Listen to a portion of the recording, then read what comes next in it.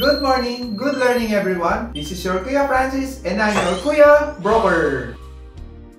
Our real estate word of the day is encumbrance. Encumbrance refers to any legal claim, restriction, or liability that affects the ownership or use of a property. It is a broad term that encompasses various rights and interests that can limit the property's title and impede its transfer or free enjoyment. Encumbrance can take different forms such as mortgage, licenses, easements, restrictive covenants, and judgment. These encumbrances are typically created and recorded in public records, ensuring that they are legally binding and visible to potential buyers and lenders. Kaya mga ka-property, napaka-importante po na mag-due diligence po muna tayo bago tayo bumili ng property. On my own opinion, kapag ang encumbrances ay mga restrictions at subdivision policies, we don't have to worry naman po. Basta hindi po against sa restrictions ang usage po natin sa particular property. Pero kung ang encumbrance po ay lease pendants or may demanda ang property,